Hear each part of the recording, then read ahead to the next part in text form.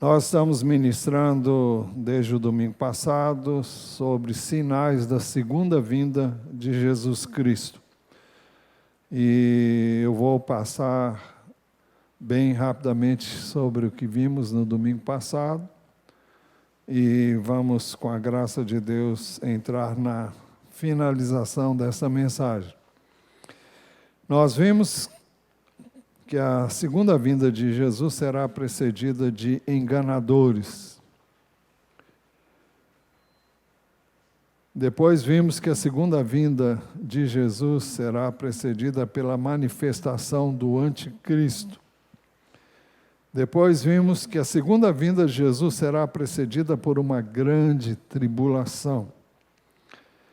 Vimos ainda que a segunda vinda de Jesus será precedida por grandes sinais nos céus, que deixarão todos os povos da terra perplexos. Vimos também que a segunda vinda de Jesus será visível a todos. Vimos que a segunda vinda de Jesus desencadeará uma série de acontecimentos importantes. O primeiro acontecimento é a ressurreição dos mortos em Cristo, aqueles que morreram crendo em Jesus. Vimos isso em 1 Tessalonicenses 4, 13 e 14, 1 Coríntios 15, 52. Aliás, está aqui na tela. Segundo acontecimento, os crentes em Cristo que estiverem vivos quando Jesus voltar terão seus corpos transformados. Isso vai acontecer simultaneamente com a ressurreição dos mortos. Terceiro acontecimento é o arrebatamento da igreja. Tudo isso a um só tempo, num só momento. O arrebatamento da igreja, como descrito por Jesus em Mateus 24, 31, eu quero ler esse verso. E ele enviará os seus anjos com grande som de trombeta, os quais reunirão os seus escolhidos dos quatro ventos de uma outra extremidade dos céus. Os quais reunirão os seus escolhidos dos quatro ventos de uma outra extremidade. Como serão escolhidos estes? De acordo com a sua fé em Jesus. Não é por mérito, é por graça. O arrebatamento da igreja, como descrito pelo apóstolo Paulo, vimos isso também em 1 Tessalonicenses 4, 16, 17. Ele diz assim: porque o Senhor mesmo, dada a sua palavra de ordem, ouvida a voz do arcanjo e ressoada a trombeta de Deus, descerá dos céus, e os mortos em Cristo ressuscitarão primeiro. Depois nós, os vivos, os que ficarmos, seremos arrebatados juntamente com eles entre nuvens, para o encontro com o Senhor nos ares, e assim estaremos para sempre com o Senhor. Sobre o arrebatamento da igreja, nós ficamos sabendo também que nem todos serão arrebatados. Mateus 24, 40 e 41, então 2 estarão no campo, um será levado e o outro será deixado. 2 mulheres estarão trabalhando no moinho, uma será levada e a outra deixada.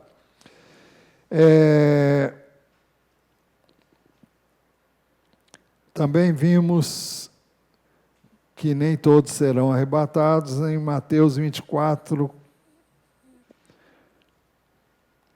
40 já vimos, e agora em Lucas 17, 34 a 36. Digo a vocês que naquela noite 2 pessoas estarão numa cama, uma será levada e a outra será deixada. 2 mulheres estarão juntas, moendo trigo, uma será tomada e a outra será deixada. 2 estarão no campo, um será tomado e o outro será deixado. Isso nós já vimos em detalhes na mensagem da semana passada. Se você não esteve aqui, você pode ter o vídeo que já foi, cujo link foi colocado no WhatsApp para toda a igreja. O quarto acontecimento, e agora sim nós vamos ver o que não vimos ainda, é o julgamento dos ímpios sobre a terra.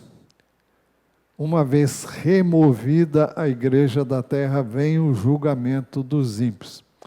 Muitas pessoas confundem esse momento com a grande tribulação. A grande tribulação é antes da vinda de Jesus para levar a sua igreja. Uma vez retirada a igreja, então vem o juízo de Deus. E o juízo de Deus não vai ser mole para quem quer que aqui venha passar por ele. Então, no julgamento dos ímpios, o quarto acontecimento é o julgamento dos ímpios sobre a terra, todos os povos da terra se lamentarão.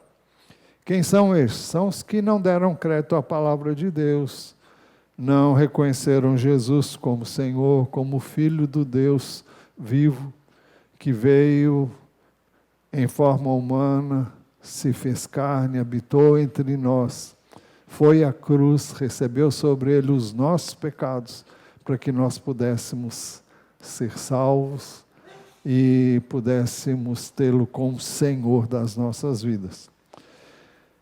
Jesus disse assim: então aparecerá no céu o sinal do Filho do Homem. Todos os povos da terra se lamentarão e verão o Filho do Homem vindo sobre as nuvens do céu com poder e grande glória. Você vai dizer, mas esse texto foi citado com relação ao arrebatamento? Sim.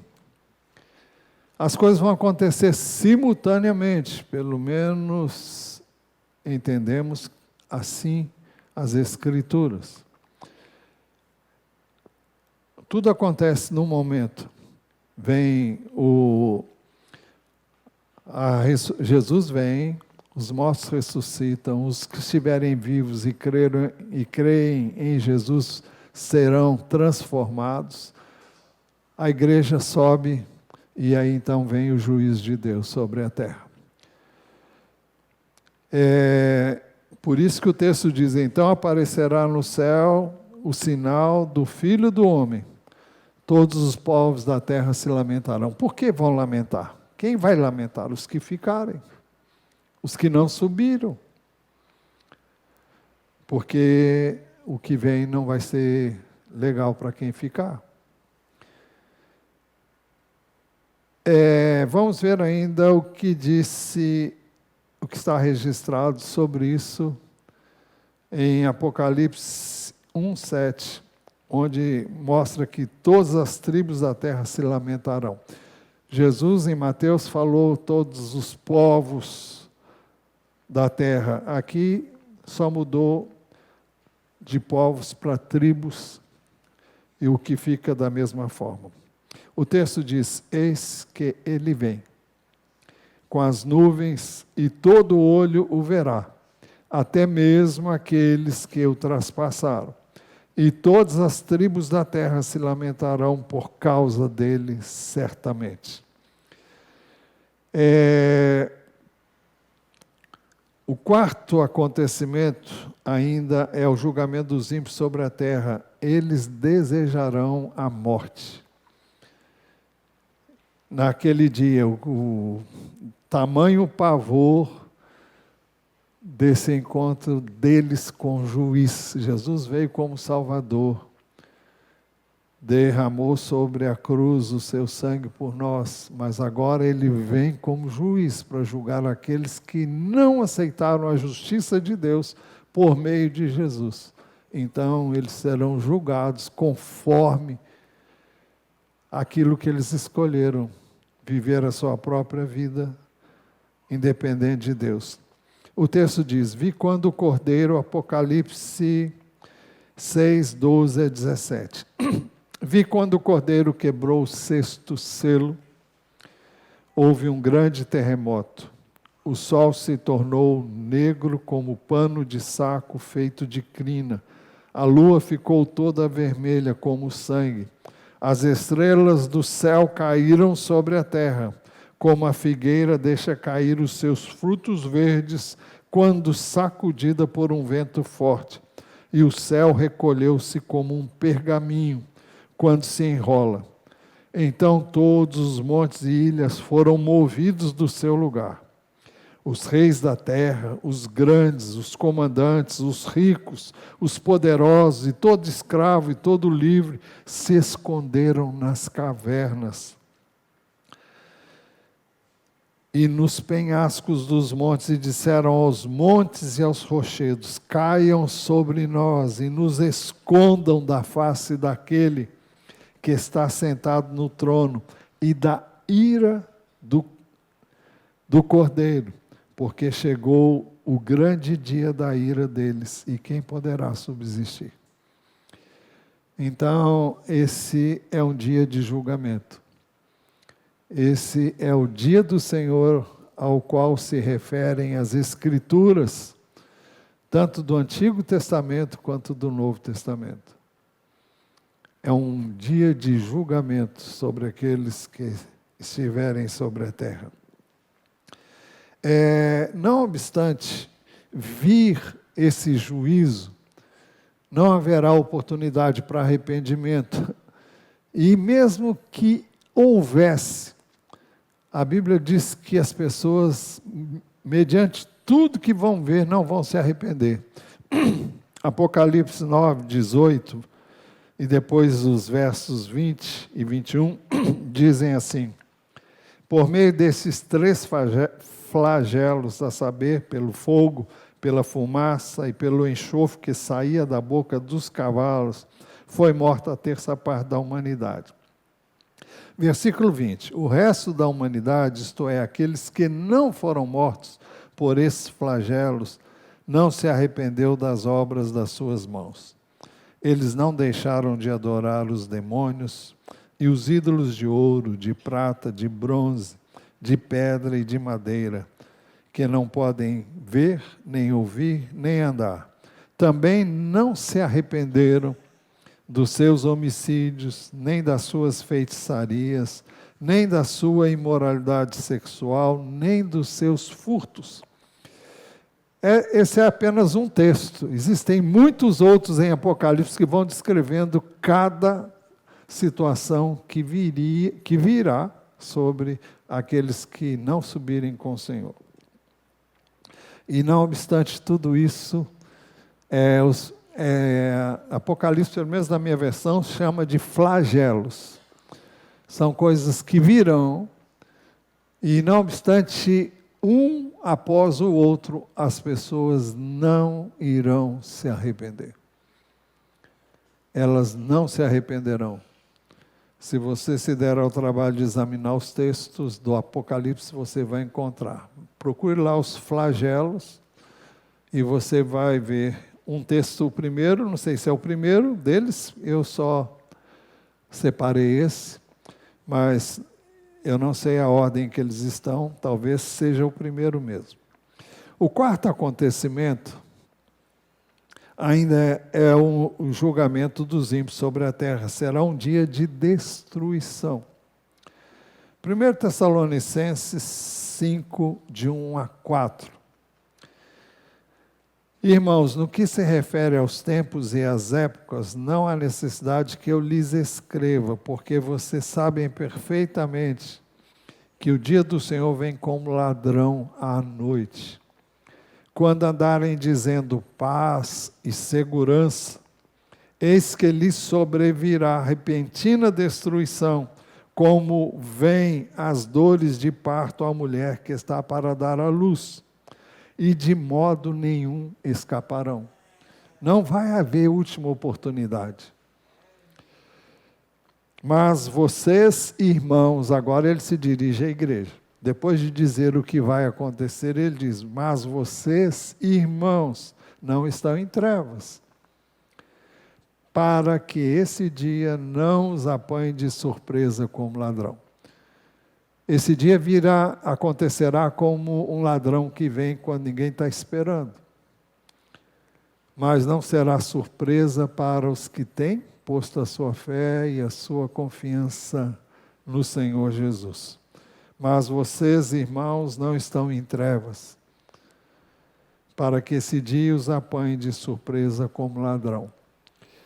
Então, não há essa de na última hora eu vou me preparar. Ou você está preparado agora para partir com o Senhor a qualquer hora. Ou então, naquele dia que será de surpresa, não há como se preparar. Jesus contou uma parábola das 10 virgens, e eu nem estava cogitando de citar isso aqui. Se não me engano, é em Mateus capítulo 25, mas fala de umas que estavam preparadas e outras que não estavam.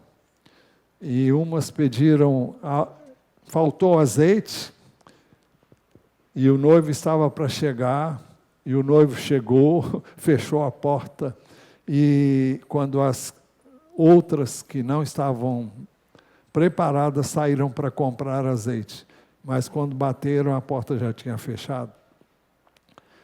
Então, mas vocês, irmãos, não estão em trevas para que esse dia os apanhe de surpresa como ladrão. O quinto acontecimento: o anticristo será julgado e destruído. 2 Tessalonicenses 2, 7 a 8. Porque o mistério da iniquidade já opera, e aguarda somente que seja afastado aquele que agora o detém. Muitos entendem que o detém é o Espírito de Deus na terra, na vida dos que têm o Senhor Jesus. Então, seria isso que detém. Se pensarmos no ensino de Jesus, que nós somos o sal da terra e a luz desse mundo, o sal impede que o mal se estenda para todos.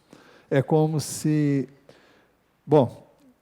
quem já salgou alguma carne sabe que o sal conserva a carne até mesmo quando ela não está na geladeira. Então, o sal tem a propriedade de impedir a deteriorização de tudo e de todas as coisas. E se as coisas não estão pior sobre a face da terra, é porque o povo de Deus está aí, o Espírito de Deus está aí, porque estamos orando, buscando a presença de Deus, e por enquanto o Espírito de Deus ainda está aqui, mas e quando ele for retirado? Quando ele não estiver mais agindo aqui na terra?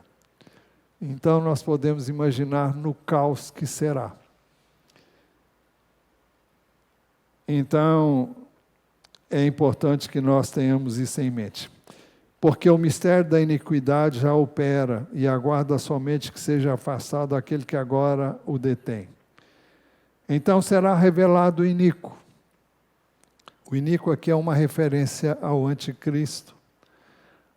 O texto diz: então será revelado o iníquo, a quem o Senhor matará com o sopro de sua boca e destruirá pela manifestação da sua vinda. Tudo isso, num só momento, irá acontecer. Jesus, quando vier, vai também destruir o poder do anticristo, que vem com todo o poder de Satanás, e age e engana, consegue enganar a muitos durante muito tempo, e a palavra de Deus diz que ele vai conseguir fazer isso, porque as pessoas não deram crédito à verdade, mas deram crédito à mentira. Então, quando nós não buscamos a verdade, e a verdade nós a encontramos somente na palavra de Deus. O que mais temos visto nos últimos tempos são as chamadas fake news. E elas continuam. Nós não temos que nos basear em nenhuma fake news, em nenhuma notícia de quem quer que seja. Nós temos que nos basear na palavra de Deus. Nós temos que saber o que Deus diz, o que Deus quer que eu e você façamos, em cada momento, em cada situação, em cada circunstância. É isso que nós temos que fazer o tempo todo. De dia, de noite, onde quer que a gente vá, onde quer que nós estejamos, nós temos que buscar o Senhor, buscar nele e na sua palavra a fonte verdadeira, a informação verdadeira, a orientação verdadeira, aquilo que é de Deus. É isso que nós temos que buscar. E temos que buscar viver isso, não por força ou esforço humano, mas pela graça e pelo poder de Deus que é dado àqueles que nele creem. Porque o mistério da iniquidade já opera e aguarda somente que seja afastado aquele que agora o detém. Então será revelado o iníquo, a quem o Senhor Jesus matará com o sopro da sua boca e destruirá, e destruirá pela manifestação da sua vinda. O sexto acontecimento é o estabelecimento do reino de Cristo sobre a terra. É Apocalipse 11, 15 a 18. Eu estava me lembrando de um texto que nós memorizamos. Ana Bia, me lembra a primeira palavra?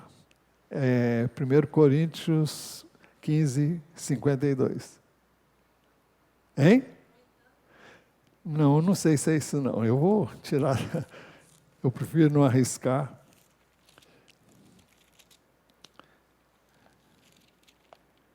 Quinze, 52. Diz assim: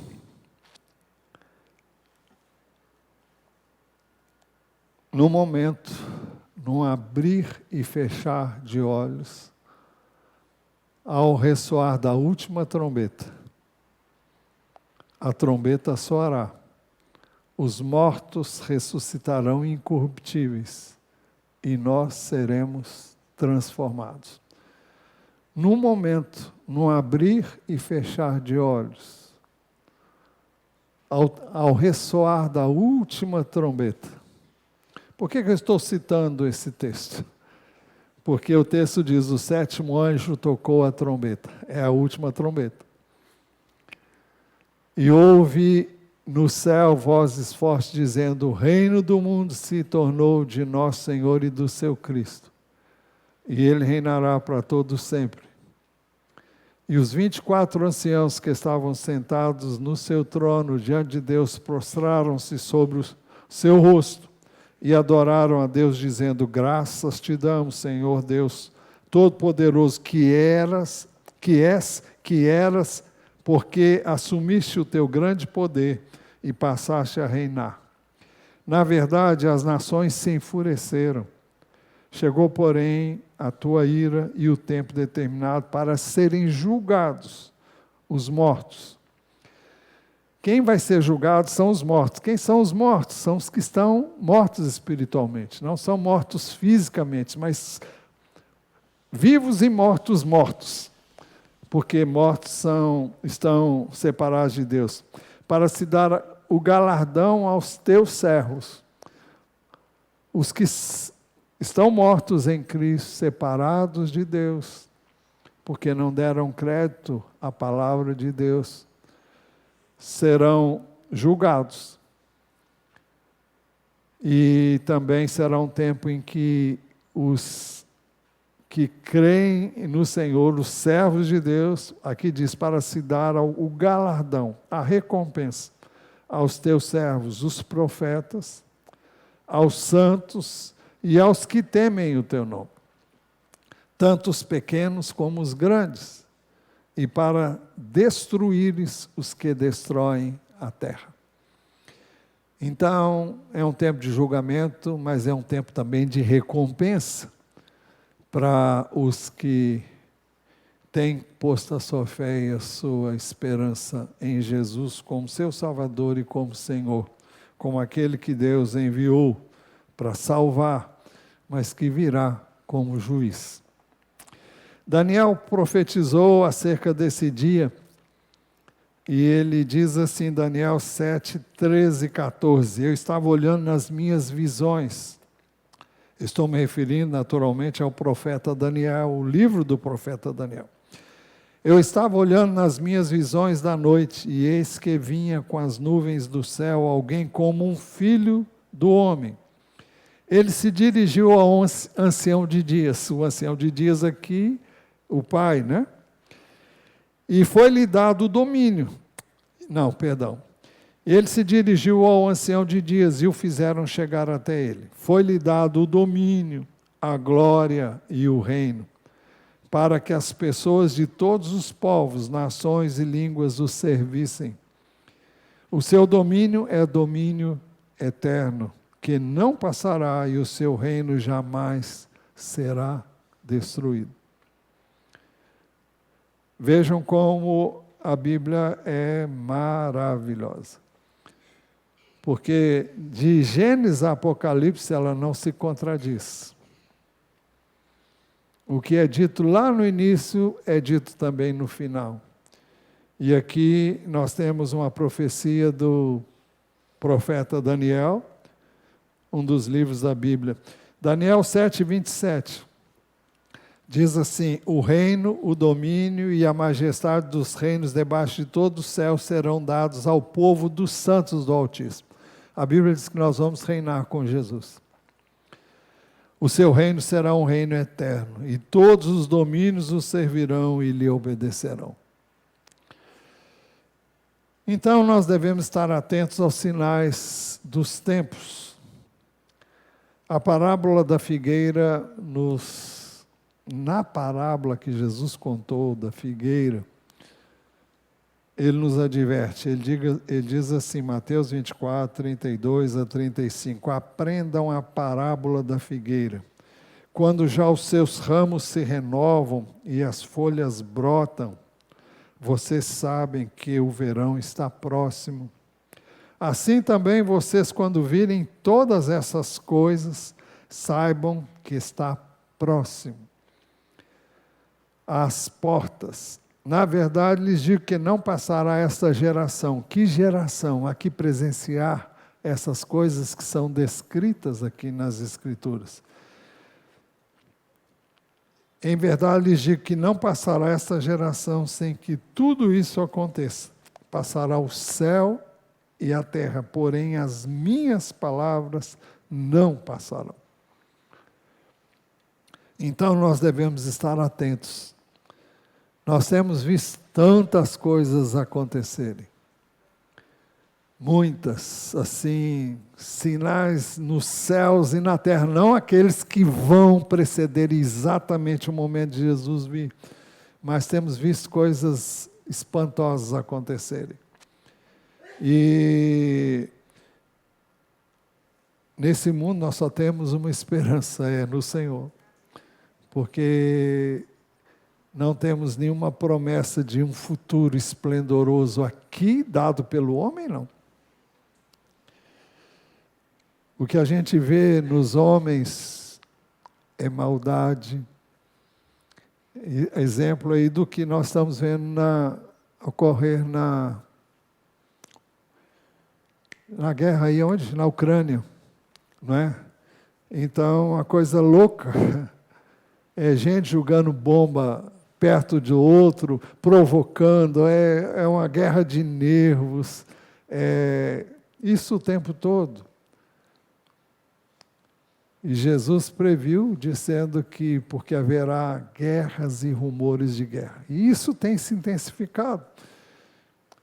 Era de se esperar que com o passar do tempo, os homens se entendessem melhor, que os homens fossem mais civilizados, mas são tão maldosos e sedentos de poder, que eles não veem nada diante deles a não ser destruir para conquistar.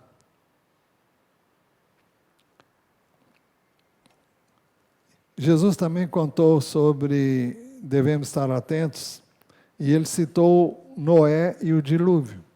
Mateus 24, 36 a 39. Mas a respeito daquele dia e hora, ninguém sabe. Nem os anjos dos céus, nem o Filho, possivelmente porque o Filho estava aqui na forma humana, senão o Pai.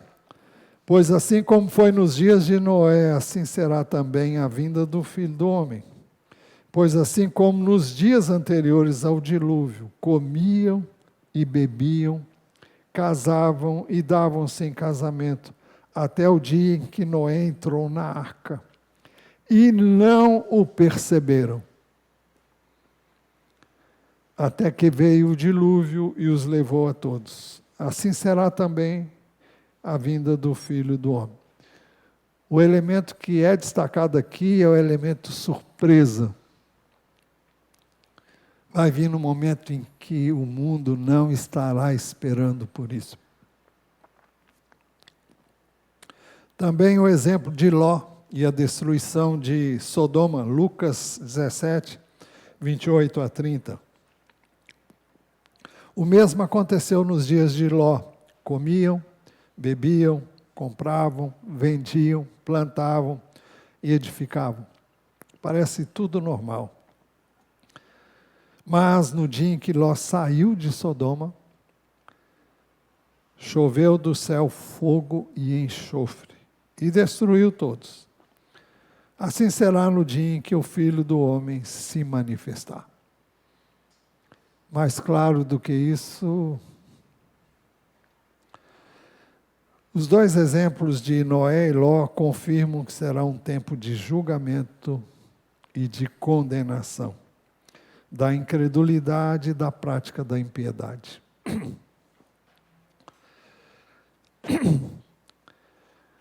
Nós podemos fazer o que quisermos, mas nós teremos que prestar contas diante de Deus. O livro de Eclesiastes, uma das últimas palavras, não sei se são as últimas não são as últimas não, adverte os jovens. Deixe-me achar aqui.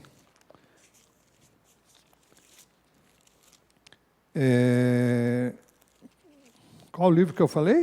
Eclesiastes, certo. Acho que é 12 mesmo.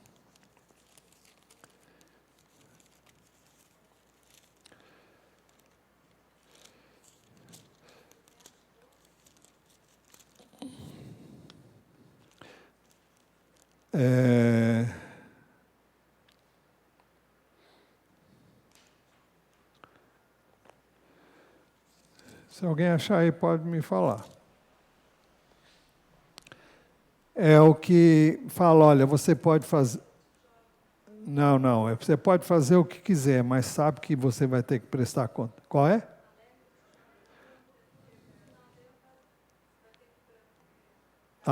Aqui mesmo. Versículo 9, 11 e 9. Alegre-se, jovem, na sua mocidade, e que o seu coração lhe dê muita alegria nos dias da sua juventude.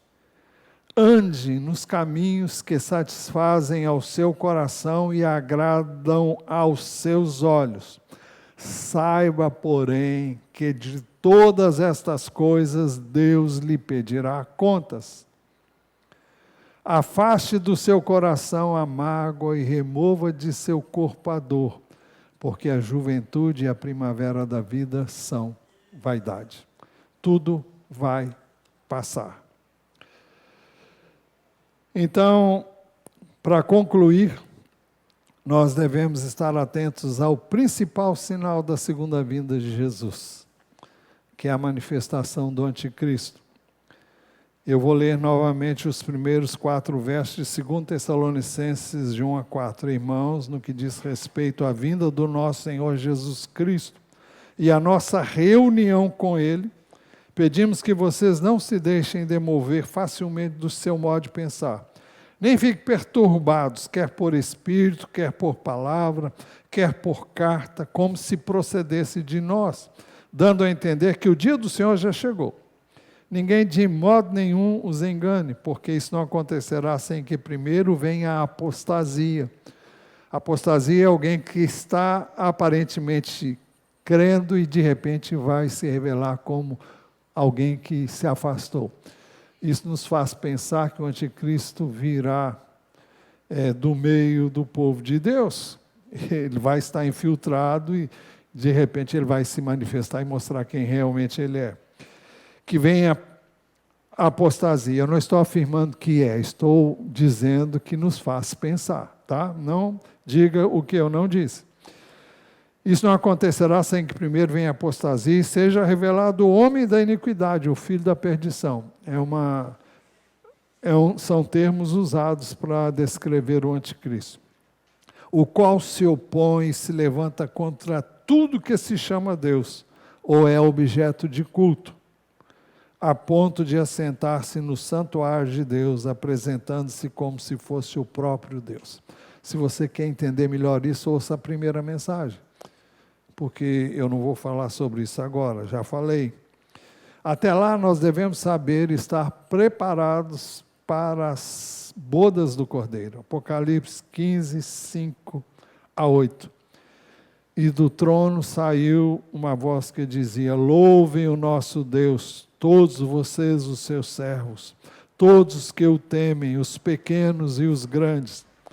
Então ouviu que parecia ser a voz de uma grande multidão, uma voz como de muitas águas e como de fortes trovões, dizendo: aleluia, pois reina o Senhor nosso Deus, o Todo-Poderoso.